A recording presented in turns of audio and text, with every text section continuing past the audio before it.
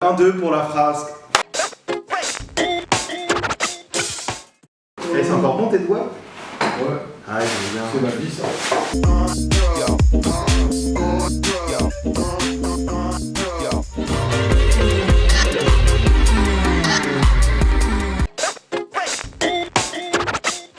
Je suis d'origine sri-lankaise, on m'appelle l'hindou, là où j'habite, à Vitry. Et quand j'ai commencé à taguer, j'ai tagué l'hindou, sauf que j'étais cramé parce que j'étais le seul hindou de Vitry.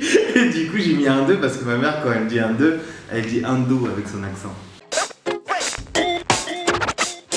En fait, c'est en écoutant de la musique, ma soeur qui elle sortait déjà, avec déjà cette culture-là, m'a fait découvrir la musique électronique. Moi, je me suis un peu plus renseigné. Je suis tombé à l'époque, je me rappelle, sur des vidéos Joachim Garraud qui mixait. Ça m'a donné envie de mixer. Ma soeur m'avait acheté un petit contrôleur DJ qu'on branche à l'ordi. J'ai commencé à mixer, après ensuite à installer des logiciels sur mon ordi pour composer.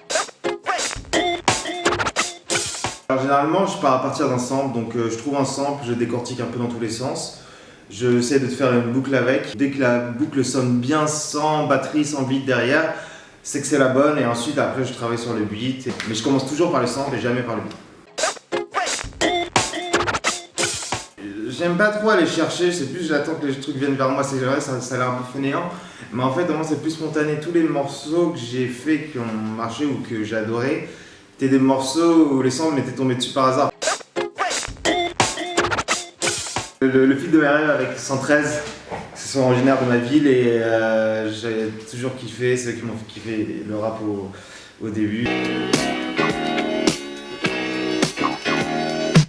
Je me fais tout petit pour pas que les videurs me tricardent. Jus de l'eau. Ah non, il est archi beau, mec. Voilà, si je devais devenir dep, c'est avec Jus de l'eau direct, carrément. And I stand inside today.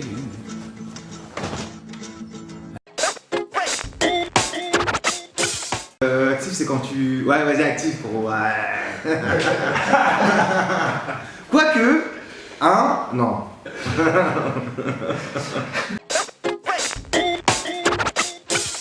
Aya Nakamura.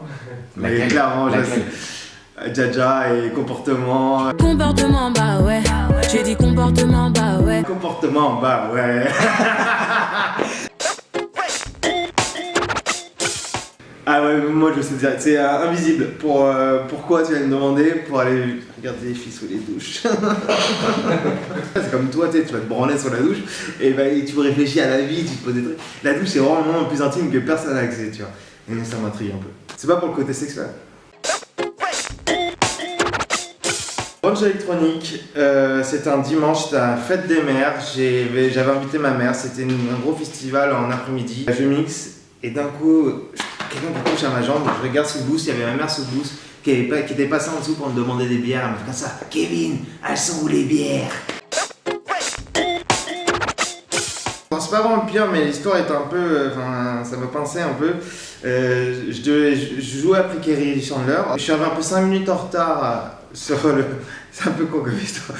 Et en fait, quand il y a eu la passation, juste avant, il y a une fille qui était sur les genoux d'un mec et qui avait un billet de 500 € et qui était tellement déjà, elle voulait le donner à Kerry Chandler, sauf que Kerry Chandler il l'a refusé. Je me dis que si j'étais venu 5 minutes avant, bah moi j'aurais pu accepter 500 €.